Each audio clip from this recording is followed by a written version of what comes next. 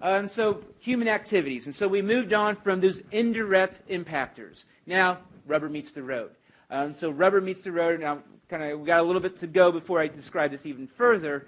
But human activities is where we get environmental change being kickstarted. This is kind of what leads to the various before and after photos that we're going to look at. And so these are things that are directly related to the environment, directly impact the environment. And so what I like to do with this is kind of look at different types of jobs. So there's different types of jobs. There's what we call in my other geography class, primary sector jobs. G110 All-Stars. What's a primary sector job?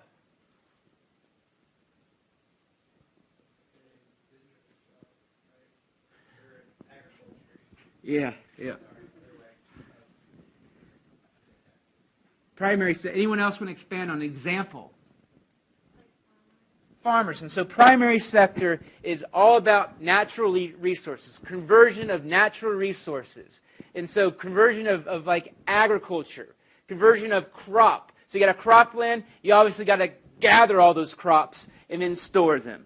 And so, the person that works in a mine, for example, would be working in a primary sector. Your job is to go in to that mine, dig out all this coal, and capture it. You're not manufacturing an iPhone. You're not manufacturing a sweatshirt. This is not anything to do with manufacturing. Primary sector, though, leads to these other types of manufacturing. So before you can make paper, you got to gather all the trees. And so this primary sector, one thing to note is primary sector, we see this in abundance in, once again, those poorer countries, those lower income countries, those less developed countries. And so let's take a closer look as far as primary sector or jobs in which they involve resource extraction. There's no doubt, resource extraction, we're now changing the natural state of things. We're now changing the environment. So here we think about resource extraction, that caterpillar that's cutting down all those trees, what's it run on? Fuel. And so even in the process of doing that, energy, resources being used just to create the thing that chops down things. So that would be an example of how resources actually in their production, actually gathering these raw materials that in and of themselves use energy. Further, very land intensive. Why do we have no farms in Marion County? It's a city. And so any place that was a farm or is a farm, it's going to be leveled and turned into an urban area. It's going to be leveled and turned into a subdivision. Why? People want to live here. And so there's demand for land is so high that why would you want to have a farm when you can actually sell that off and sell it to a developer and make a whole lot of money there? And so one of the things about these primary sector, these resource extraction, a whole lot of land is used as well. So very land intensive. Further, fossil fuels, there's our definition of fossil fuels. They're non-renewable. Essentially, they're finite. There's only so much of them. There's only so much oil, only so much coal. But as far as wind, there's a whole lot of wind. It ain't going to stop. As we learned, we can create wind. We think about hydroelectric power, water running down a slope. That's simple. That's easy. That's not a fossil fuel. Fossil fuel is finite. We think about oil is our great example of a finite resource. Next up, we have our next tier of jobs. And so primary sector, essentially resources getting out. Your cell phone. Your cell phone, once again, your iPhone uses an ingredient called coltan. Where does that coltan come from? It comes from middle of nowhere Africa. It comes from the Democratic Republic of the Congo. And so there, resources are extracted. But then, where is that iPhone made? This iPhone, I don't see anything about Democratic Republic of, I don't see that. Where is it made? It's made in China. It's made in those countries that if you go out and you look at where your stuff is made, your stuff is probably going to be made in China, Korea, India, maybe Malaysia, Taiwan, whatever.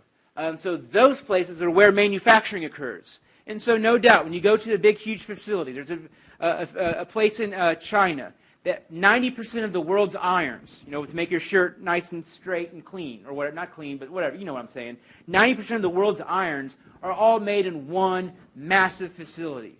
Think about it. The whole world's irons, all made in one facility. And if you see this factory, massive amount of resources used just to keep the lights on. Think about this campus. This is something I'll talk about maybe later. But I come over here on Saturdays and Sundays. I come over here I was here on Thanksgiving. And every single light's on. Everything. Computers, they're all on. And so all of that, just bzzz, you can almost hear all of that, just wasteful, just being used for no reason.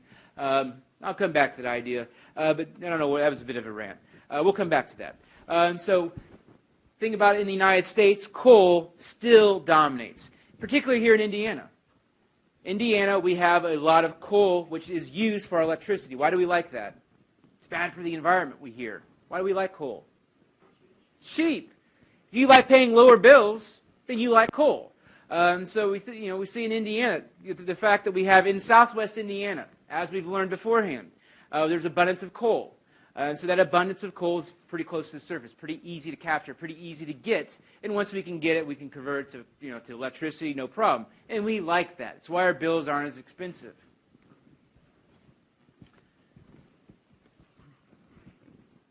Where do I want to go with this? All right. Here's a photo. I had some grad student buddies. Anyone from China?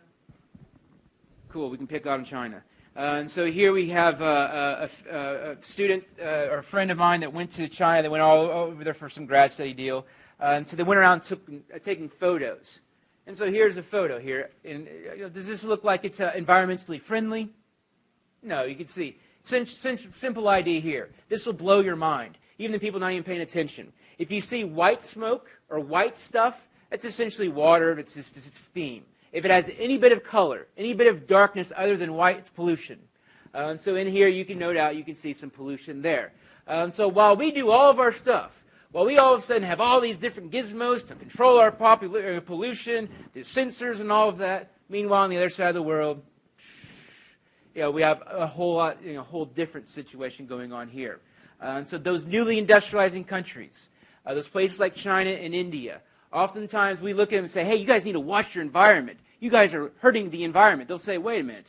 The last 50 years, you guys dominated the whole global economy, and at the same time, we're doing some environmental harm yourself. All of a sudden, now you're going to tell us what to do and lower and lessen our economic growth? Not so fast, my friend, they would say.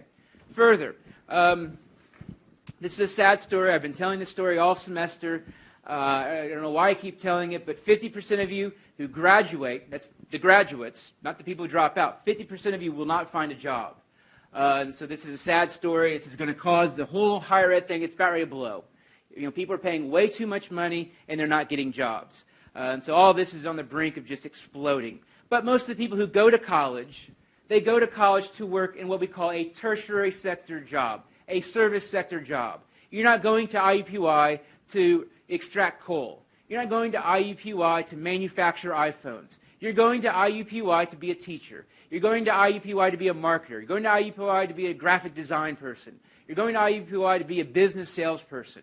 Basically, the idea here is you're providing your service. You're providing your knowledge. You're providing your expertise for something instead of providing a good.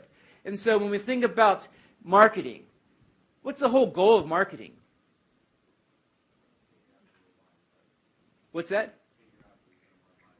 Okay, so figure out who's going to buy what. What's the goal of sales, I should say?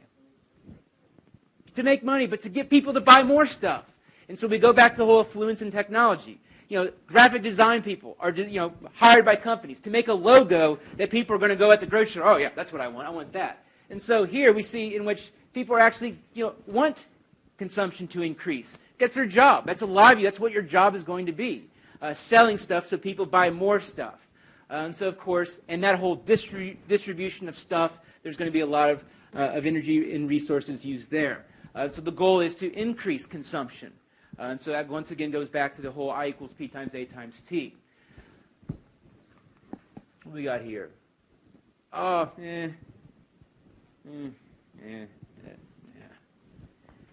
About 4 or 5 of you get that one. All right, here, in the winter, you're cold. Do you turn up the thermostat or do you put on a blanket, put on a hooded sweatshirt? Let's get interactive here. So put down the laptop so I can get you here. Let's get all together here. Let's have one good, nice finish off to this semester. Go ahead. Oh, right on. Okay. Couldn't tell with the hood. perfect that you just walked in on this question. In winter, when you feel cold, raise your hand if you put on a sweater. Raise your hand if you turn up the thermostat. Okay, some of you raise your hand for both. You're going to be pretty warm. Which one of those uses... Which one of those uses energy? Obviously. And so here, once again, we can think about culture, we can think about the way we're raised, and all of that regarding our human impact on the environment. Further, do you eat with disposable plates, cups, and plastic utensils? Raise your hand if you do. I'm not going to embarrass you, trust me. Okay? And why do you use them? Why? No dishes. The last thing I want to do. I mean, you go to my apartment, it's just the last thing you can tell, my dishes. I need, don't go there.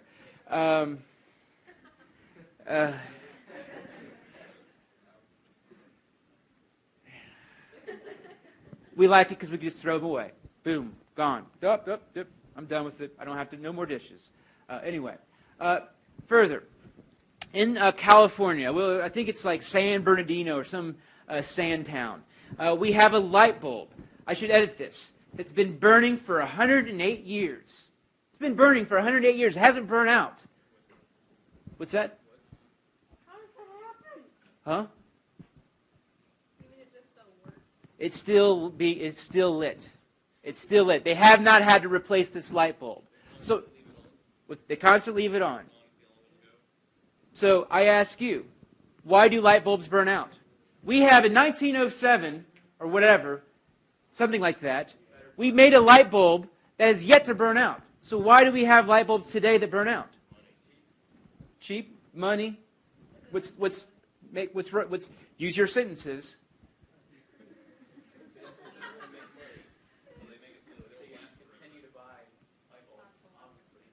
Exactly. And so if light bulbs last forever, you don't need to go out and buy more light bulbs. And so there are actually people who go to Purdue that get an engineering degree in which they design things to break down. They actually design them to break down so that you can go out and buy more stuff. That's how a lot of things are, exactly. Apple?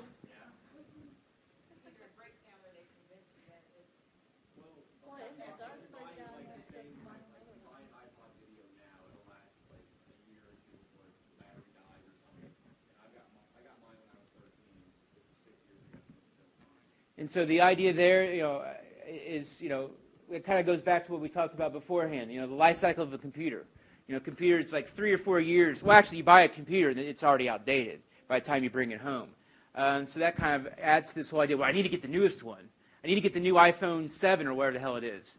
And then the mini thing. That mini thing. Come on. What the hell? I mean, anyway. So why do light bulbs burn out? We know that reason. And so we can kind of understand why consumption is high, because obviously people want to do that.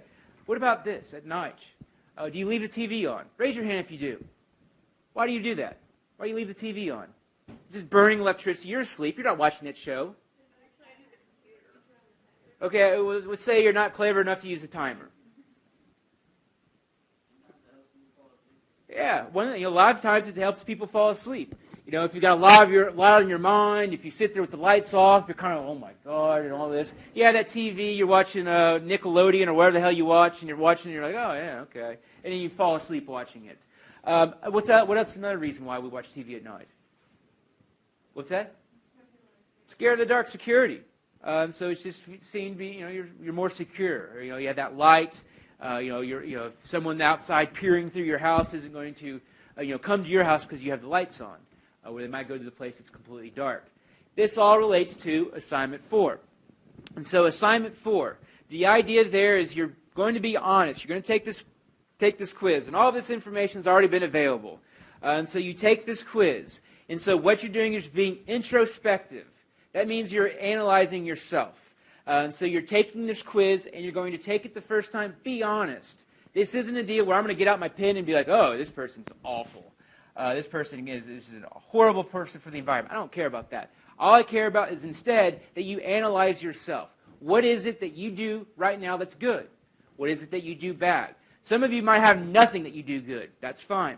And so what you're going to do is you're going to take this quiz 3 different times. The first time being honest. The second time changing one thing or a few things. another time changing everything back and then changing another thing. And so all you're going to do from this is be able to, from looking at your different behaviors, looking at yourself, what is it that you do that's good, what is it that you do bad. So that relates to this stuff I'm talking about right now. This whole, being culture. Culture relates to it, but also understanding our impact on the environment. Finally, transportation. Raise your hand if you drove here. Raise your hand. And so obviously energy used there. You go to, for instance, I taught in Knoxville, Tennessee, UT Knoxville, the Orange School where Peyton went, and literally every single student walks there, or bikes there. And so, of course, they're all wearing sweatpants. Go to Bloomington. You know how this is. At Bloomington, they're all wearing sweatpants, Uggs, and all of that stuff. They don't really have to worry about getting in a car, pumping up their gas, dealing with all of that stuff. I like picking on Bloomington kids. Anyway, cars are increasing across the world. We all know this. All right.